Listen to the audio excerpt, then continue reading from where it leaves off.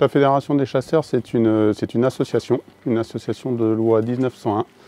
Et c'est une association qui, à l'heure actuelle, regroupe près de 15 000 adhérents, 15 000 chasseurs dans notre département de l'Eure. Le département de l'Eure est un département très particulier en Normandie, puisque, avec près de 120 000 hectares de surface boisée, c'est le département le plus boisé de notre région, donc de la Normandie. Ce pourquoi les missions de suivi grand gibier qu'on fait actuellement ont une grande importance, puisque les principales espèces d'ongulés sauvages vivent dans ce milieu boisé. Il y a plusieurs méthodes de suivi. En fait, c'est tout un panel de suivi qui est utilisé, ce qu'on appelle dans le jargon les ICE, indices de changement écologique. Donc, ils sont basés sur 3 grands fonctionnements. C'est un indice d'abondance des espèces, un indice de performance des espèces, c'est-à-dire de savoir comment elles se portent physiologiquement, notamment par le poids, par la longueur de certains os, notamment les mâchoires inférieures, ou aussi par la longueur des bois, et notamment des dagues chez le cerf et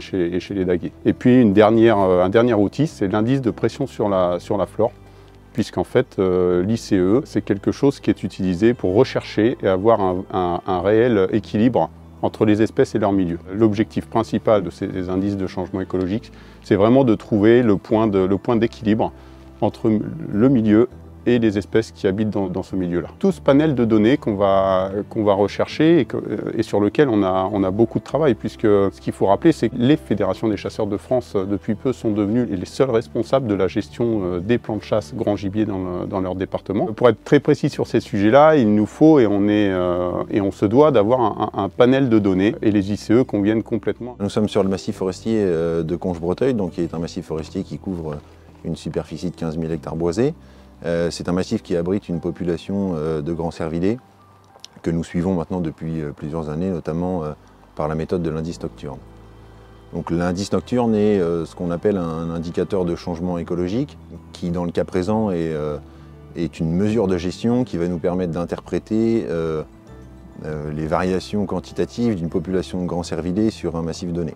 Donc sur le plan technique, c'est un protocole qu'on réalise en fin d'hiver, après chasse, avant reproduction, mais surtout avant le débourrement de la végétation, afin d'avoir des conditions de visibilité optimales quant à l'observation des animaux.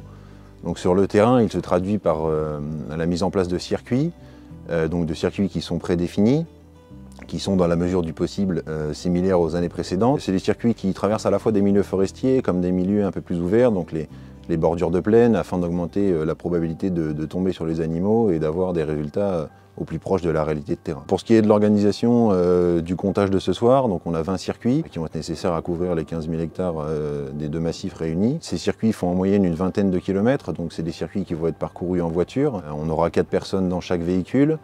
Sur chaque circuit, il y aura un personnel technique de la Fédération départementale des chasseurs de l'Eure qui sera accompagné des chasseurs locaux. Donc on aura une personne qui sera à la carte, qui sera en charge de diriger les opérations et de noter les différentes observations qui seront faites au cours du circuit. Et on aura 2 personnes qui seront à l'arrière du véhicule et qui, eux, auront pour but d'éclairer les animaux à l'aide de projecteurs lumineux.